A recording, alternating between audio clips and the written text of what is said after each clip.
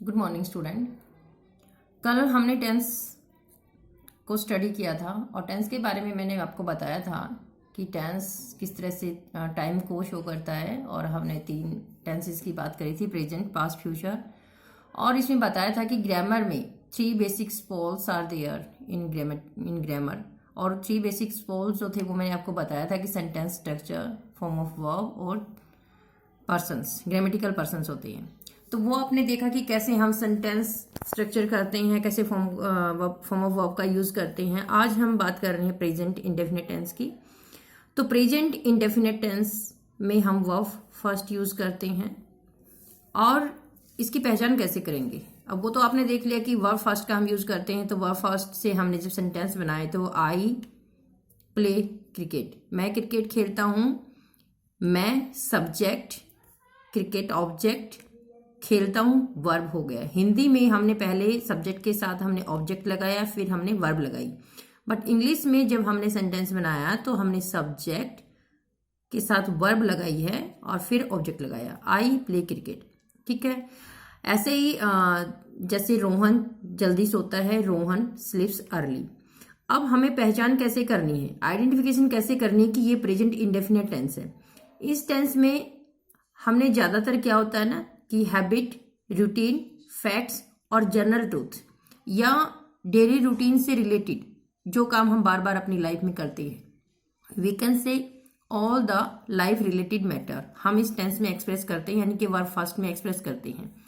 अब इस टेंस में क्या होता है, टाइम का कोई पर्टिकुलर मेंशन नहीं हो सकता है। टाइम वो अभी हो सकता है, this year, this week, this month, कुछ भी हो सकता है। या ज्यादातर एडवर्ब्स जो हम इस टेंस में यूज करते हैं, now, always, often, sometime, daily, every day, every week, every month, once in a week, twice in a week, कोई भी मतलब एडवर्ब इनमें से ज्यादातर यही यूज होती हैं। कोई पर्टिकुलर टाइम इनमें नहीं होता है, क्योंकि ये जो एक्शंस होते हैं इसमें प्रेजेंट इंडेफिनिट में जो हम एक्सप्रेस करते हैं वो ज्यादातर हमारी हैबिट, रूटीन, फैक्ट्स और जनरल ट्रूथ होती हैं। ठीक है। और हम इनको वर्ब फर्स्ट से ही बनाते हैं।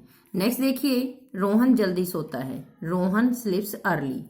पृथ्वी गोल घूमती है, द अर्थ मूव्स राउंड। तुम खाना खाते हो, यू ईट फूड। अब हमने इनमें देखा कि सब में हमने वर्ब फर्स्ट का यूज किया है, सब्जेक्ट के साथ हमने वर्ब लगाई है, the earth moves round, you eat food. तो ईट वर्ब फर्स्ट है, मूव्स वर्ब फर्स्ट है। तो हमने ये जो सेंटेंस बनाए हैं वो सब्जेक्ट, वर्ब फर्स्ट और ऑब्जेक्ट से बनाए हैं। ठीक है। जैसे बच्चे क्रिकेट खेलते हैं, बॉयज प्ले क्रिकेट।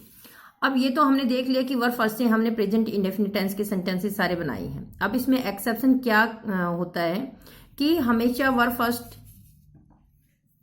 लगाते हैं, बट वर्ब फर्स्ट के साथ कुछ और भी होता है। जैसे कि अगर आपका सब्जेक्ट थर्ड पर्सन है, साथ में सिंगुलर है, तो हम वर्ब फर्स्ट के साथ एस भी ऐड कर देंगे। जैसे पापा ऑफिस जाते हैं, पापा गोज टू ऑफिस। अब ये वर्ब तो फर्स्ट है, बट गो जो वर्ब फर्स्ट थी उससे हमने ईएस को जोड़ दिया। राधा गाना गाती है, राधा सिंग्स सॉन्ग्स। तो हमने राधा की जो वर्ब थी सिंग्स गाना, उसके साथ हमने एस लगा दिया, सिंग्स बन गया। अब आपने देखा कि जितने भी सेंटेंस हमने प्रेजेंट इंडेफिनिट के बनाए हैं उनमें हमने वर्ब फर्स्ट का यूज किया है, subject, verb first, then object. और अगर सब्जेक्ट सिंगुलर थर्ड पर्सन है तो उसकी वर्ब के साथ हमने एस भी प्लस कर दिया है। जैसे बच्चा रोता है, द चाइल्ड वीप्स। या पापा खाना खाते हैं, तो पापा ईट्स फूड। मैं खाना खाता हूं, आई ईट फूड। तो आई के साथ हमने ईट लगाया, एस नहीं लगाया, पापा के साथ लगाया, क्योंकि पापा सिंगुलर थर्ड पर्सन है। अब बात आती है आपकी नेगेटिव और इंटेरोगेटिव सेंटेंसेस की कि आप ये सेंटेंस कैसे बनाएंगे।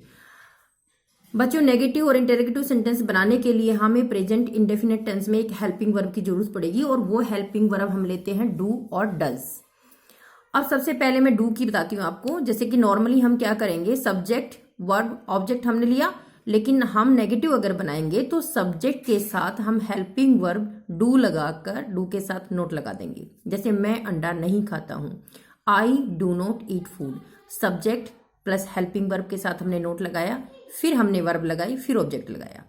वे स्कूल नहीं जाते हैं, they do not go to school. तो हमने हेल्पिंग वर्ब के साथ नोट लगाकर सब्जेक्ट के साथ उसको रख दिया है।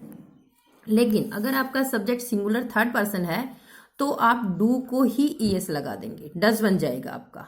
जैसे सब्जेक्ट सिंगुलर थर्ड पर्सन होने पर हमने वर्ब को एस ई एस लगाया है, ऐसे हम डू को ईएस लगा देंगे और वर्ब से हम एस ई एस रिमूव कर देंगे, वहां हमें दोबारा से एस ई एस नहीं लगाना पड़ेगा।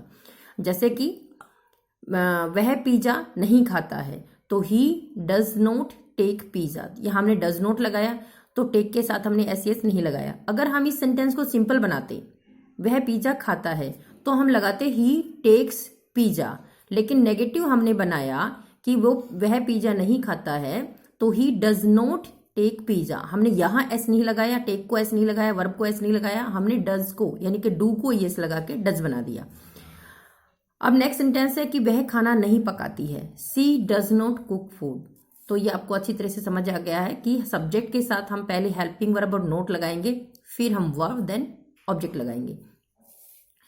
और नेक्स्ट आता है फिर इंटेरोगेटिव सेंटेंस बनाएंगे। तो इंटेरोगेटिव सेंटेंस बनाने के लिए भी जो क्वेश्चंस आपको फ्रेम करने हैं, क्वेश्चंस फ्रेम करने के लिए भी आपको ऐसे ही हेल्पिंग वर्ब की हेल्प लेनी पड़ेगी। उसमें आप क्या करेंगे, पहले आप हेल्पिंग वर्ब लेंगे, फिर सब्जेक्ट, फिर वर्ब, देन ऑब्जेक्ट। जैसे क्या वह मंदिर जाती है, does she go to temple. तो सबसे पहले हमने डज लगा दिया, आगे डज क्यों लगाया, सिंगुलर थर्ड पर्सन है सी इसलिए, ठीक है। Does she go to temple. क्या वे हॉकी खेलते हैं, तो इसके लिए हमने डू लगाया, क्यों, क्योंकि दे क्या है, दे थर्ड पर्सन तो है बट ये प्लूरल है, और डज लगाने के लिए हमें सिंगुलर थर्ड पर्सन चाहिए और ये प्लूरल थर्ड पर्सन है। तो हमारा सेंटेंस बन गया, क्या वे हॉकी खेलते हैं, डू दे प्ले हॉकी। इसमें पहले हमने डू लिया, फिर सब्जेक्ट लिया, फिर वर्ब, देन ऑब्जेक्ट। क्या तुम ऑफिस जाते हो, do you go to office. तो ये आपके इंटेरोगेटिव सेंटेंसेस हुए प्रेजेंट इंडेफिनिट टेंस में। अगर आपको डब्ल्यूएच फैमिली से क्वेश्चन बनाना पड़े तो आप क्या करेंगे, डब्ल्यूएच फैमिली से क्वेश्चन बनाने के लिए आप क्या करेंगे, डब्ल्यूएच फैमिली वर्ड को सबसे आगे लगा देंगे। क्या होते हैं डब्ल्यूएच फैमिली वर्ड, जो जिन के साथ क्वेश्चंस बनाने के बाद आपको आंसर यस और नो में नहीं दे सकते। अगर आप हेल्पिंग वर्ब से क्वेश्चन बनाते हैं तो आपका आंसर यस नो में दे सकते हैं आप, जैसे do you go to school, yes no में आंसर दे सकते हैं। लेकिन डब्ल्यूएच फैमिली से अगर आपको क्वेश्चन फ्रेम करना है तो उसका आंसर आप यस नो से नहीं दे सकते। आपको रीजन, आपको टाइम, आपको उसका मतलब डिटेल में आंसर देना पड़ेगा। जैसे कि तुम कहाँ रहते हो, तो आपको प्लेस बताना पड़ेगा। तुम कब सोते हो, तुम्हें टाइम बताना पड़ेगा। तुम क्या खाते हो, तुम्हें वो चीज बतानी पड़ेगी तुम क्या खाते हो। तुम कहाँ जाते हो, प्लेस बताना पड़ेगा कि तुम कहाँ जाते हो। तो डब्ल्यूएच फैमिली से जितने भी वेयर, वाई, व्हेन, व्हाट, इनसे जब क्वेश्चन फ्रेम होता है तो आपको प्रॉपर रीजन देना होता है।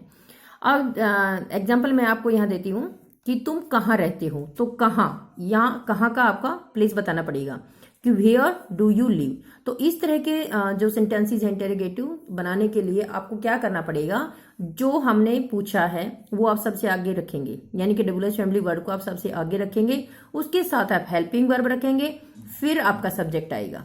सिंपल में तो सबसे आगे सब्जेक्ट आ रहा है, लेकिन यहाँ पहले डब्ल्यूएच फैमिली वर्ड आएगा, फिर हेल्पिंग वर्ब आएगी, फिर आपका सब्जेक्ट आएगा, फिर आप वर्ब लगाएंगे। तुम कहाँ रहते हो, वेयर डू यू लिव, ठीक है। तो वह क्यों खेलता है, तो आपको रीजन बताना पड़ेगा। व्हाई डज ही प्ले, तो इसने कारण पूछा है कि वह खेलता क्यों है, तो इसके लिए रीजन बताना होगा। इसलिए इन क्वेश्चंस को फ्रेम करने के लिए हम डब्ल्यूएच फैमिली वर्ड की हेल्प लेंगे। तो इस तरह से मैंने आपको बताया कि प्रेजेंट इंडेफिनिट टेंस में सिंपल सेंटेंसेस कैसे फ्रेम करते हैं, नेगेटिव कैसे फ्रेम करते हैं, और डब्ल्यूएच फैमिली सेंटेंस कैसे फ्रेम करते हैं। तो ये सारे इनमें सब में आपका जो होमवर्क है सबको समझ आ गया आपको अच्छे से। अब इसमें आपको 10 सेंटेंसेस बनाने हैं सिंपल, 10 सेंटेंसेस नेगेटिव और 10 सेंटेंसेस आपको क्वेश्चंस इंटेरोगेटिव सेंटेंसेस बनाने हैं। इसमें आप दोनों मिक्सअप कर सकते हैं, सिंपल हेल्पिंग वर्ब से और डब्ल्यूएच फैमिली वर्ड के साथ हेल्पिंग वर्ब लगा के जो सेंटेंसेस आपको बनाने हैं। तो टोटल आपको 30 सेंटेंसेस आपकी फेयर कॉपी में बनाने हैं।